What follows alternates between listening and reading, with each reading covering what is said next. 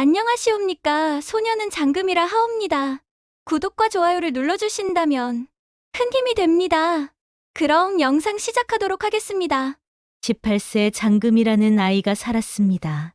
그녀는 남쪽 바닷가의 작은 마을에서 자랐습니다. 가난했지만 그 눈빛만은 누구보다 맑았습니다. 아침마다 장금은 어머니의 부엌으로 달려갔습니다. 불길이 타오르고 솥에서 김이 오르면 그게 하루의 시작이었습니다. 어머니, 오늘은 뭐 끓이세요? 보리죽이란다. 마을에 병든이가 많으니 속이 편한 게 좋지. 왜 꼭 그릇마다 맛을 다 보세요? 같은 재료라도 마음이 달라지면 맛이 달라져. 음식은 마음으로 짓는 거란다. 그 말이 어린 장금의 마음속에 깊이 새겨졌습니다. 그러나 세월은 잔인했습니다. 기근이 들고 어머니는 병으로 점점 야위어 갔습니다. 장금은 매일 밤 약초와 곡식을 끓이며 어머니를 지키려 했습니다. 어머니, 이 죽 드세요. 제가 끓였어요. 너 손에도 생명의 맛이 배었구나. 나도 언젠가 사람을 살리는 음식을 만들 거예요. 그 마음 잊지 마라. 그게 마지막 대화였습니다. 어머니는 이튿날 새벽 조용히 숨을 거두었습니다. 그리고 그날 이후 장금은 스스로 다짐했습니다. 내 손으로 사람을 살릴 수 있다면 그게 내 길이다. 몇 해 뒤 18세가 된 장금은 궁으로 향했습니다. 조선의 봄은 여전히 차가웠고 국문은 높고 견고했습니다. 이름이 무엇이냐? 장금이라 하옵니다. 오늘부터 내 자리는 수락관이다. 들어가라. 궁의 부엌은 전쟁터 같았습니다. 수십 개의 솥이 끓고 나무 숟가락이 부딪히는 소리가 이어졌습니다. 새로 들어온 아이가 너냐? 예, 장금이라 하옵니다. 손을 내밀어 보거라. 손이 고르지 않구나. 부엌 일은 고된 법이다. 견딜 수 있겠느냐? 견디겠습니다. 요리로 사람 마음을 편하게 할 수 있다 들었느냐? 예, 어머니께서 그러셨습니다. 여긴 그런 곳이 아니다. 궁의 음식엔 마음이 없다. 규율이 있을 뿐이지. 장금은 고개를 숙였습니다. 그러나 속으로는 다짐했습니다. 규율보다 마음이 더 따뜻하다는 걸 언젠가 보여드리리라. 그날 오후 장금은 처음으로 수락관의 일을 맡았습니다. 수십 명의 궁녀가 분주히 움직이는 가운데 솥에서는 육수가 끓고 있었습니다. 장금, 오늘은 너도 손을 보아라. 다시마를 넣어 육수를 내거라. 예, 상궁마마. 장금은 손끝으로 다시마를 조심스레 집었습니다. 하지만 그녀는 어머니의 말을 떠올렸습니다. 음식은 마음으로 짓는 거야. 그래서 조금 더 감칠맛이 나도록 다시마를 한 장 더 넣었습니다. 잠시 후 홍상궁이 다가왔습니다. 너가 그 냄비 맡았느냐? 예, 제가 끓이고 있습니다.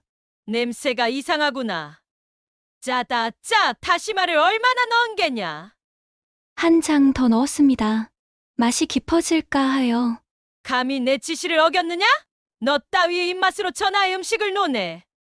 홍상궁은 장금이의 손등을 내리쳤습니다. 끓던 국물이 튀어 장금의 팔에 떨어졌습니다. 장금은 고통을 삼켰습니다. 죄송하옵니다. 다시 하겠습니다. 다시는 내 앞에서 감치맛 운운하지 마라. 이곳은 내 시골 부엌이 아니다.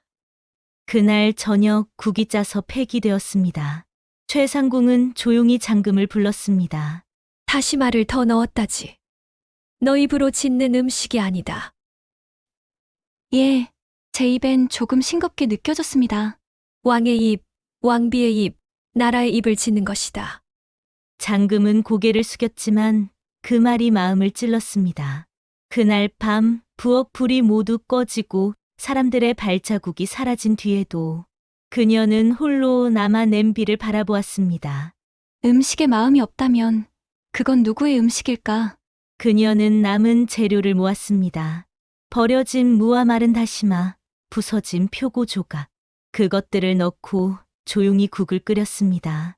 솥에서 피어오른 향은 이상하게 따뜻했습니다. 그때 문이 열리고 최상궁이 들어왔습니다. 아직도 남아 있었느냐?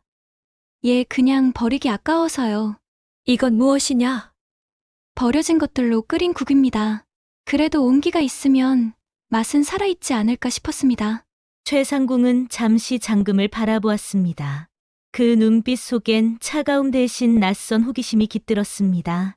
내일도 새벽에 나오거라. 내가 끓인 국 다시 보아야겠다. 장금은 그 말에 고개를 깊이 숙였습니다. 그날 새벽 궁의 부엌 한켠에서 장금의 첫 번째 자신의 요리가 태어났습니다. 며칠이 흘렀습니다. 장금의 이름이 부엌 안에서 조금씩 오르내리기 시작했습니다. 아무도 모르게 만든 남은 재료의 국이 상궁의 눈에 띄어 며칠 동안 시험용 반상에 오르게 된 것입니다. 저 어린 계집애가 한 국이 어찌 상에 오른단 말인가? 최상궁 마마께서 직접 명하셨답니다. 새로운 맛이라 하셨다지요. 새로운 맛이라. 참으로 우습구나.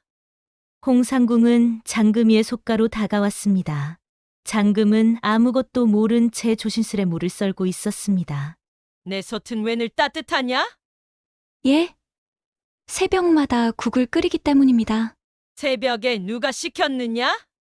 아무도 아닙니다. 제가 스스로 배워보고 싶어서. 규율도 모르고 움직이다간 너 같은 건 하루아침에 궁 밖으로 나간다. 그 말은 경고처럼 들렸지만 장금은 고개를 들지 않았습니다. 그날 오후 큰일이 벌어졌습니다. 왕세자가 병을 얻어 며칠째 음식을 넘기지 못한다는 소식이 들려온 것입니다. 부엌은 긴장으로 얼어붙었습니다. 모든 수라 중단하라. 왕세자 저하께 드릴 음식을 다시 준비한다. 제가 맡겠습니다. 약식과 연근탕을 준비하지요. 그때 조심스레 장금이 나섰습니다. 상궁마마 송과오나 말씀드릴 것이 있습니다. 무슨 일이냐? 저하의 병세가 위와 속이 약하셔서라 하였으니 자극이 덜한 곡물죽이 더 낫지 않겠습니까? 곡물죽이라니 왕세자께서 그런 서민 음식을 드신단 말이냐? 속이 차고 기운이 약하실 때엔 맛보다 따뜻함이 먼저입니다. 홍상궁은 냉소를 지으며 돌아섰습니다. 하지만 최상궁은 눈을 가늘게 뜨고 말했습니다. 좋다. 두 사람의 음식을 모두 올리겠다. 왕세자께서 어느 것이 맞는지 몸으로 아시겠지. 다음 날 새벽, 부엌은 전쟁터처럼 바빴습니다. 홍상궁은 화려한 재료를 늘어놓고 손끝까지 정갈하게 다듬었습니다. 그에 비해 장금의 손은 초라했습니다. 그릇 하나, 국자 하나, 오롯이 정성으로만 채웠습니다. 제 손으로 끓이던 어머니의 죽, 그 마음 그대로. 그녀는 쌀을 불리며 불길의 세기를 손끝으로 느꼈습니다. 작은 숨소리, 끓는 소리, 향이 바뀌는 순간을 귀로 들었습니다. 그게 장금이의 요리법이었습니다. 불도 못 다루는 주제에 뭘 어쩌겠다고. 불은 사람의 손을 닮아야 합니다. 너무 세면 타고 너무 약하면 죽습니다. 입만 살아선 어디 쓰겠느냐? 그때 최상궁의 목소리가 울렸습니다. 시간이 다 되었다. 각자 음식 올려라. 잠시 후 왕세자에게 두 그릇에 음식이 올려졌습니다. 홍상궁의 연근탕은 향이 진하고 윤기가 흘렀습니다. 장금의 죽은 색이 옅고 단순했습니다. 왕세자는 홍상궁의 탕을 한 입 떴다가 고개를 돌렸습니다. 그 다음 장금의 죽을 조심스레 떠먹었습니다. 그리고 미약하게 웃음을 지었습니다. 저하께서 한술 더 드셨습니다. 어느 쪽이냐? 장금이의 죽입니다. 궁 안이 술렁였습니다. 홍상궁은 얼굴이 하얗게 질렸습니다. 그건 우연입니다. 병세가 가벼워진 탓이지 저 계집애의 솥 때문이 아닙니다. 우연이라 치기엔 이 아이의 솥에서는 늘 따뜻한 냄새가 났다. 그것이 음식의 힘 아니겠느냐? 장금은 고개를 숙였습니다. 그저 어머니께 배운 대로 했을 뿐입니다. 따뜻한 마음이 사람을 살린다고 하셨습니다. 최상궁은 장금을 조용히 바라보았습니다. 그 눈빛엔 처음으로 존중이 스며 있었습니다. 오늘 이후로 내 손은 궁의 솥을 맡을 것이다. 저 계집이 감히. 입 다물라. 이 아이는 궁이 잊고 있던 맛의 근본을 기억하고 있다. 장금은 떨리는 손으로 국자를 내려놓았습니다. 그녀의 첫 승리였습니다. 하지만 그것은 교만이 아니라 다짐의 시작이었습니다. 이제 시작입니다. 어머니, 며칠 뒤 수라간의 분위기는 달라져 있었습니다. 누구도 대놓고 말하지 않았지만 모두가 알고 있었습니다. 왕세자의 병을 회복시킨 음식은 장금의 솥에서 나왔다는 것을. 홍상궁은 여전히 표정을 숨기지 못했습니다. 감히 하찮은 궁녀가 나보다 위에 서는 꼴을 보게 될 줄이야. 그녀는 장금을 불러 세웠습니다. 이리 와라, 장금. 예. 상궁마마, 내 솥 다시 보아야겠다. 대체 어떻게 한 것이냐? 약이라도 넣었느냐? 그런 일 없습니다. 곡식과 물, 그리고 옹기뿐입니다. 거짓을 고하느냐? 감히 왕세자의 병을 이용해 내 이름을 드높이려는 것이냐? 장금은 말없이 고개를 숙였습니다. 그때 최상궁이 나타났습니다. 그만두어라, 홍상궁! 상궁마마, 저는 단지 진실을 밝히려. 진실이라면 궁 안의 모든 입이 이미 증언했다. 전하께서 직접 물으셨다. 그 아이의 음식, 내 병을 누그러뜨렸다. 그 말이 곧 진실이다. 홍상궁은 얼굴이 굳어졌습니다. 그녀의 입에서 더 이상 말이 나오지 않았습니다. 그날 저녁 장금은 부엌 구석에서 혼자 솥을 닦고 있었습니다. 손등엔 여전히 화상 자국이 남아 있었지만 그녀의 표정은 고요했습니다. 최상궁이 다가왔습니다. 아직도 일하느냐? 솥을 닦지 않으면 다음 맛이 섞여버립니다. 너는 참 이상한 아이다. 모두가 잠든 시간에 솥과 대화하고 있구나. 솥은 사람 같아서요. 하루 종일 뜨거운 걸 견디니 식을 땐 다정하게 닦아줘야 합니다. 최상궁은 그 말을 듣고 잠시 아무 말도 하지 않았습니다. 그러다 조용히 고개를 끄덕였습니다. 내 젊은 시절에도 그런 마음이 있었지. 그러나 궁은 마음을 오래 품게 두지 않는다. 그렇다 해도 저는 버리지 않겠습니다. 그 마음이 오래 간다면 언젠가 이 궁의 맛이 바뀔지도 모르지. 며칠 후 왕세자가 완전히 회복했다는 소식이 전해졌습니다. 왕은 하명했습니다. 병든 내 아들을 살린 아이 장금이라 하였는가. 그 아이의 솥은 나라의 소친이 성심껏 지키도록 하라. 그날 이후 장금의 이름은 수라간 전체에 울려 퍼졌습니다. 그러나 그녀는 들뜨지 않았습니다. 음식이 사람의 마음을 살릴 수 있다면 나는 그것으로 족합니다. 그녀의 삶은 여전히 새벽부터 시작되었습니다. 불을 지피고 쌀을 씻고 물의 온도를 손끝으로 느끼는 일상. 그러나 그 안엔 이제 확신이 있었습니다.